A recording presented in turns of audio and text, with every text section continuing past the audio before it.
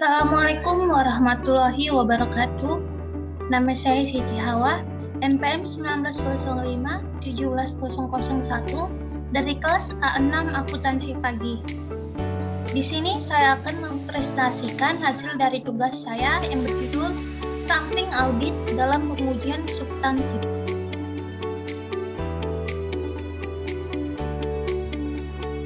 Pengertian sampel audit. Sampling audit adalah penerapan prosedur audit terhadap kurang dari 100% unsur dalam suatu saldo akun atau kelompok transaksi dengan tujuan untuk menilai beberapa karakteristik saldo akun atau kelompok transaksi tersebut. Rencana sampling dalam pengujian substantif dirancang untuk 1. Mendapatkan bukti bahwa saldo rekening tidak salah saji secara material. 2. Membuat estimasi independen tentang suatu jumlah. Selanjutnya yaitu ketidakpastian, risiko sampling, dan risiko audit. Auditor dimungkinkan untuk menerima sejumlah ketidakpastian dalam pengujian substantif. Apabila waktu dan biaya untuk memeriksa unsur-unsur dalam populasi menurut pertimbangannya akan lebih besar daripada akibat kemungkinan menyatakan pendapat yang keliru dari hasil pemeriksaan hanya pada data sampel. Risiko sampling yang berkaitan dengan pengujian substantif adalah yaitu 1. Risiko keliru menerima atau biasa disebut risiko beta, yaitu risiko mengambil kesimpulan berdasarkan hasil sampel bahwa saldo rekening tidak berisi salah saji material, padahal kenyataannya saldo rekening telah salah saji secara material. 2. Risiko keliru menolak atau biasa disebut risiko alfa, yaitu risiko mengambil kesimpulan berdasarkan hasil sampel bahwa saldo rekening berisi salah saji secara material, padahal kenyataannya saldo rekening tidak berisi salah saji secara material. Selanjutnya yaitu pendekatan sampling statistik. Ada dua pendekatan sampling statistik yang bisa digunakan oleh auditor dalam pengujian substantif, yaitu 1. Sampling probabilitas proporsional dengan ukuran atau PPU. 2. Sampling variabel klasik. Perbedaan pokok antara kedua pendekatan di atas ialah bahwa sampling PPU didasarkan pada teori sampling atribut, sedangkan sampling variabel klasik didasarkan pada teori distribusi normal. 1. Sampling probabilitas proporsional dengan ukuran atau PPU. Sampling PPU adalah suatu pendekatan yang menggunakan teori sampling atribut untuk menyatakan kesimpulan dalam jumlah rupiah, bukan sebagai tingkat deviasi. Model ini terutama diterapkan dalam pengujian transaksi dan saldo yang salah saji terlalu tinggi atau overstatement, dan terutama akan berguna dalam pengujian yaitu 1. Piutang apabila pengkreditan yang tidak dikerjakan terhadap rekening debitur tidak signifikan. 2. Investasi dalam surat berharga. 3. Pengujian harga persediaan apabila diperkirakan hanya terdapat sedikit selisih. 4. Tambahan pada aktiva tetap. Rencana sampling.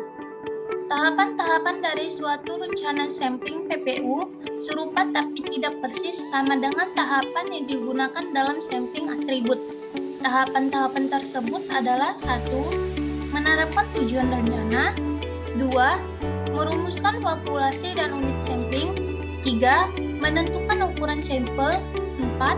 Menentukan metode pemilihan sampel. 5. Melaksanakan rencana sampling. 6. Mengevaluasi hasil sampel. Menetapkan tujuan rencana sampling. Tujuan sampling PPU yang paling umum adalah untuk mendapatkan bukti bahwa saldo rekening menurut catatan tidak salah saji secara material. Asersi laporan keuangan yang dibuktikan sampel bergantung kepada prosedur yang diterapkan untuk unsur sampel yang bersangkutan. Jelaskan populasi dan unit sampel. Populasi terdiri dari kelompok transaksi atau saldo rekening yang akan diuji. Unit sampling dalam sampling PPU adalah rupiah individual, dan populasi adalah suatu angka rupiah yang sama dengan total jumlah rupiah dan populasi. Setiap rupiah dalam populasi memiliki kemungkinan yang sama untuk dipilih sebagai sampel. Menentukan ukuran sampel. Rumus untuk menentukan ukuran sampel yaitu N sama dengan NB dikali FK dibagi SD dikurang AS dikali FK. Untuk keterangannya yaitu NB adalah nilai buku populasi yang diuji, FK adalah faktor keandalan atau reliability faktor untuk resiko keliru menerima yang ditetapkan. SD adalah salah saji ditoleransi, AS adalah antisipasi salah saji, FE adalah faktor ekspansi untuk antisipasi salah saji. Keuntungan metode sampling variabel yaitu 1. Sampel mudah diperluas. 2. Saldo nol dan saldo tidak biasa tidak memerlukan rancangan khusus. 3. Jika ada perbedaan besar antara nilai audit dengan nilai buku, tujuan auditor dapat terpenuhi dengan ukuran sampel kecil. Untuk kerugian metode sampling variabel yaitu 1. Lebih kompleks, membutuhkan bantuan komputer untuk merancang sampel yang efisien dan mengevaluasi hasil sampel. 2. Untuk menentukan ukuran sampel harus memiliki estimasi atas standar deviasi dari berbagai karakteristik dalam populasi. Selanjutnya yaitu 2. Sampling variabel klasik. Jenis-jenis teknik sampel variabel klasik yaitu 1. Mean per unit atau MPU, 2. Selisih, 3. Rasio. Keuntungan pemakaian sampling variabel adalah 1. Jika diperlukan, sampel mudah diperluas bila dibandingkan dengan sampling PPU. 2. Saldo nol dan saldo tidak biasa tidak memerlukan rancangan khusus. 3.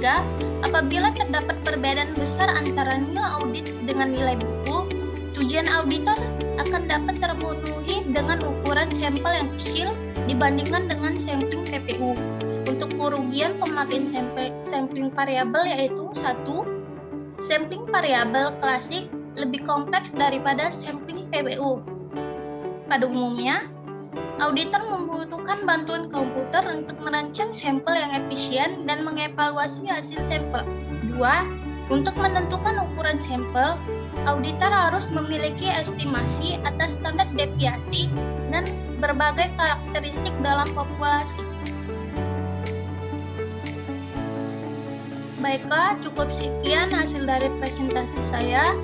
Lebih dan kurang mohon dimaafkan. Wabillahi taufiq wal hidayah. Wassalamualaikum warahmatullahi wabarakatuh.